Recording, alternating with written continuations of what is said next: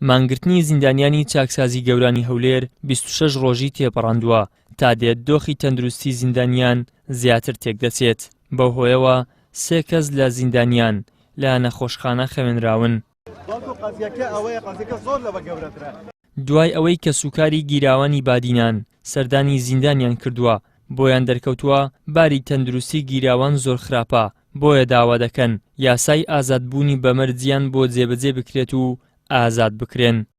همه پارێزەرات کەمەوە هەموو قاناتات کەمەوە واللهی ڕاوسا گوهدار زێباری گەلێکە خراپە ئەبڕۆ هەنگێ بنکێوە 23 ڕۆژە خۆرنمانگرنا خواردنێکری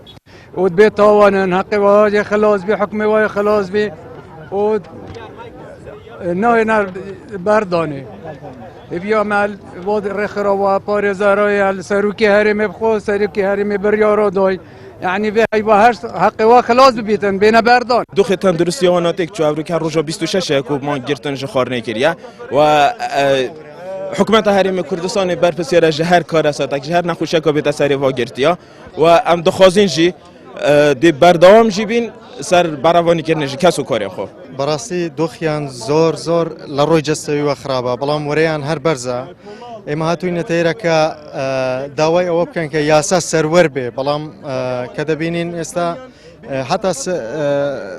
مسعود بارزانی گوتو بو یاسا سروره بلام هیچ سروری یاسا نبینین لحریم کردستان اما نکلی رینه بس بو گیروانی بادینان که آزاد بن داوای حقی اوان بتنیا نکن داوای سروری یاسا دکن. ئەندامێکی تیمی پارێزەرانی گیراوانی بادینان دەڵێت دەستی دەستی بە ئێمە و دۆسیەکە دەکەن. ئەنجومەنی دادوەری داوای پەڕاوی مانگرتوان و گیراوانی بادینان دەکات و دەڵێت نەگەیشتووە کەچی چاکسازی گەوران دەڵێت دۆسیەکانمان ناردووە. دوای ئەوەی لەگە داواکاریگەشت دانیشتین ئەوان داوایان لەوە کردێ داوای دۆسیەی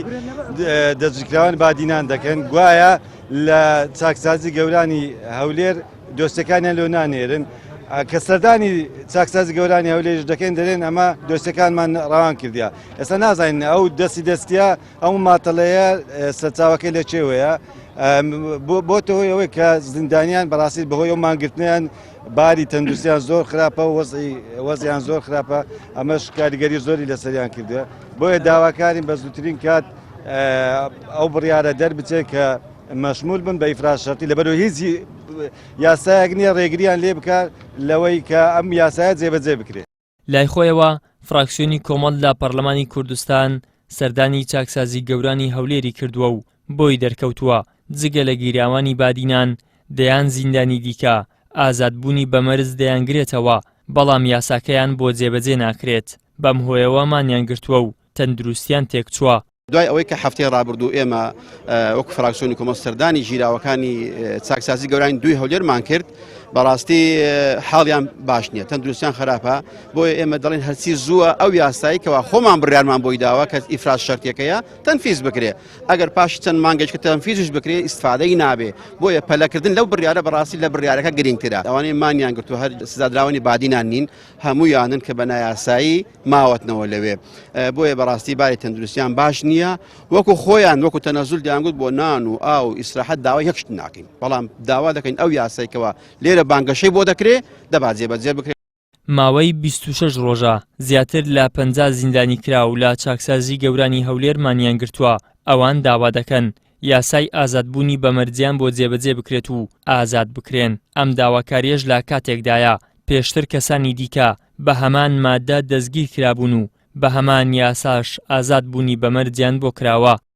ئیدریس محەممەد کەناڵی ئاسمانی پەیام هەولێر.